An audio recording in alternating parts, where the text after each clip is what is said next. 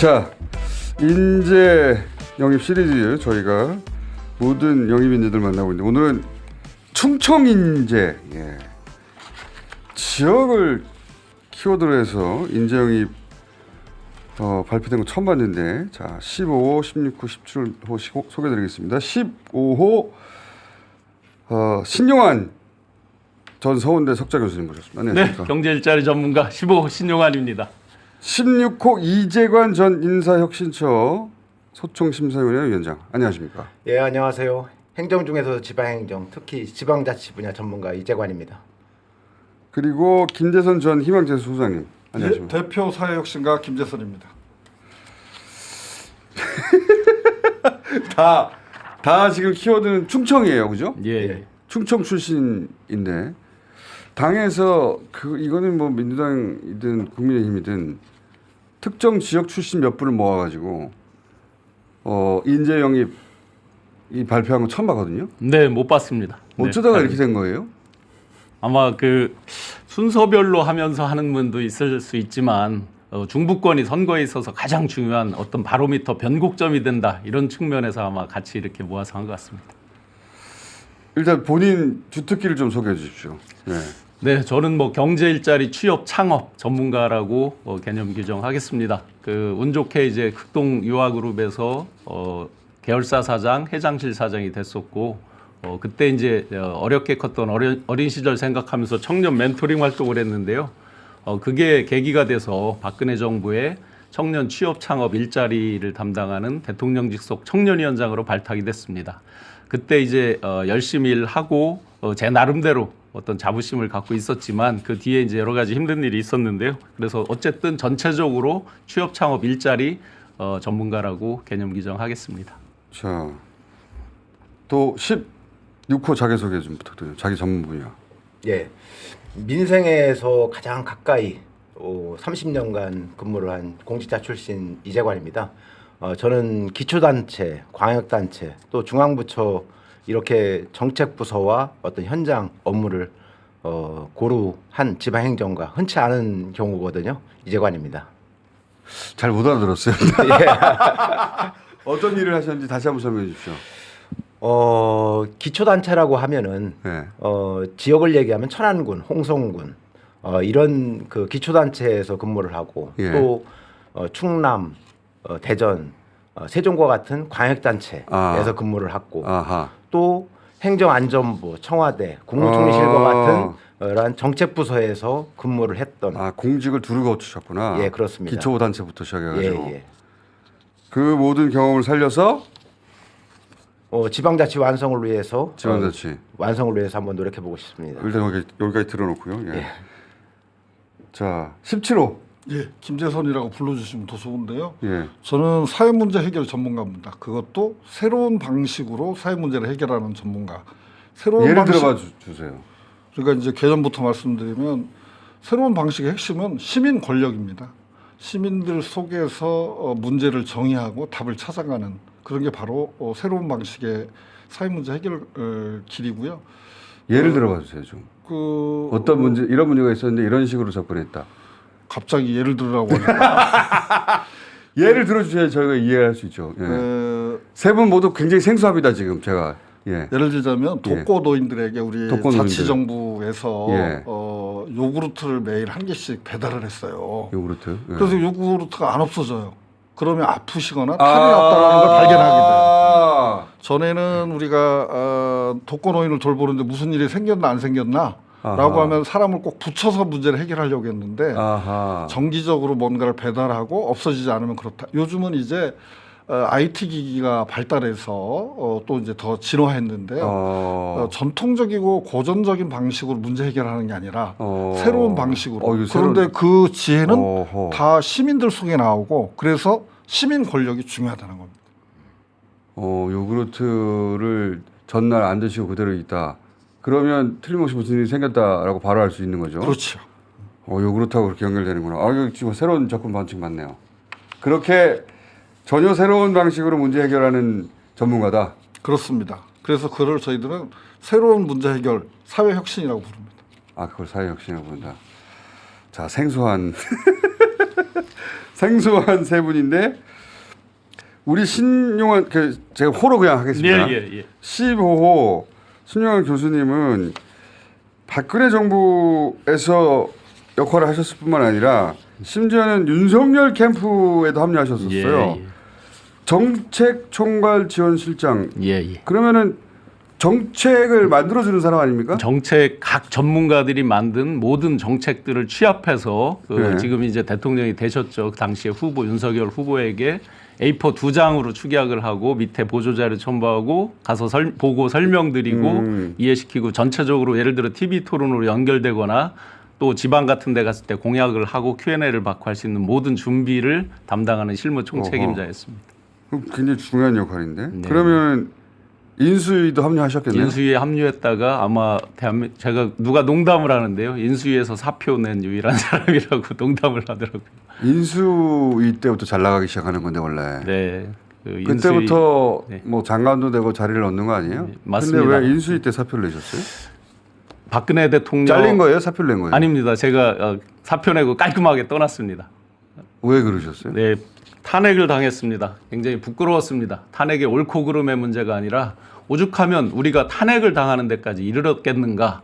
그래서 박근혜 정부 시절에. 네네. 네. 그래서 그 당시에 자유한국당 저는 이제 정치로 큰 게 아니라 기업에서 왔다가 전문가로 발탁돼서 왔었는데 아무도 그에 대해서 부끄러운 줄도 모르고 반성도 하지 않더라고요. 기업에서 그래서 전문가로 와서 예. 역할을 하다가 네네. 탄핵이 됐으면 부끄러워해야 되는데 네네. 반성이 없더라. 네, 그래서 전당대회 장에서 제가 연단해서 그나물의 그 밥 정말 청년들에게 부끄러운 줄 알고 후배들에게 부끄러운 줄 알고 반성하시라. 그렇게 하고 라는 떠났어요. 차원에서 그나물의 그 밥이라는 걸로 제가 미친놈이 됐습니다. 그러고서 깔끔하게 또 그 당시에도 떠났었는데 그 뒤에 이제 윤석열 대통령 여기서 다시 한번 네, 그 정책의 경험을 부름을 살려가지고 받고 경험을 살려서 불렀어요. 네네. 근데 왜 인수위에서 사표를 냈어요?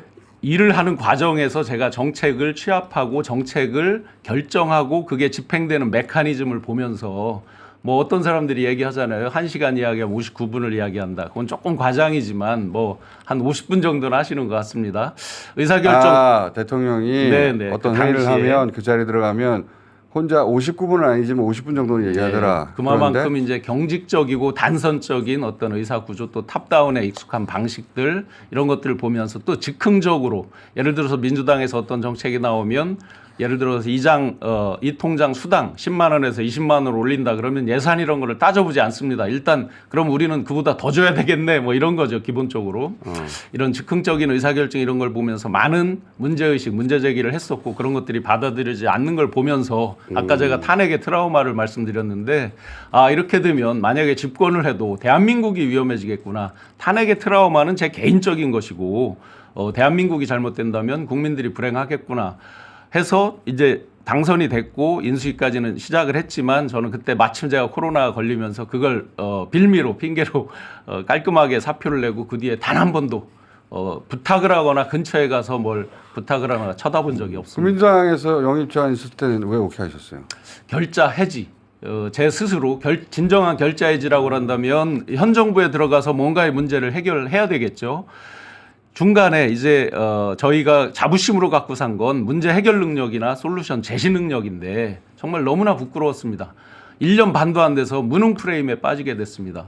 왜 우리가 열심히 일을 하고 정책을 만들려고 노력하고 했는데 정책 당사자로서 무능하다 그러면 저에게도 책임이 있고 그에 대해서 국민들에게 굉장한 부끄러움과 책임감이 들었습니다. 그러면 결자해지를 해야 되는데 현 정권에 가서 이 의사결정 구조와 이 집행 구조에서 과연 결자해지를 할 수 있겠는가? 그렇지 않다는 것은 뭐 온 국민이 다 아시는 거고 그래서 제가 새로운 방식으로 마침 이제 민주당에서 민생 경제 일자리 외연 확장 측면에서 말씀이 있었을 때 제가 새로운 방식으로 결자해지를 하겠다라고 결심을 했습니다. 예를 들어서 그러면 굉장히 이게 특이한 경력이거든요. 예. 그 박근혜 정부 시절, 그러니까 전 정부의 진보 정부에서 일하다가 보수 정부가 일하고 그 반대 경우도 있어요. 네. 반대 경우는 있는데 그런데 캠프에 합류해서 인수위에 들어갔는데 네. 거기서 자리를 얻는 게 아니라 거기서 사표를 내는 경우 제가 들어본 적이 없는데 쫓겨난 경우는 들어본 적이 있습니다. 네, 전혀 쫓겨난 거 아니고요. 쫓겨난 경우는 들어본 적이 있는데 네. 여기서부터가 이제 떡고물이 떨어질 타이밍인데 여기서 네. 사표 낸 건 처음 들어봤는데. 실제로 이제 그 제가 정책 총괄 지원실장만 한 게 아니라 소위 말하는 전략 상황 회의라고 그래서 약 20여 명의 핵심 실무자들 그 중에 저 빼놓고 전부 청와대 수석, 비서관, 장관, 차관이 됐습니다. 현재 활동을 하고 있습니다. 그러라고 유일하게 이제 참여하지 않았습니다. 쫓겨난 거 아니에요? 아닙니다. 본인 스스로 나온 거 맞아요? 네, 이건 네. 캠프에서 뭐 이미 다 양진영이 다 알고 있는 내용들이니까요. 네. 본인 스스로 나온 게 맞다.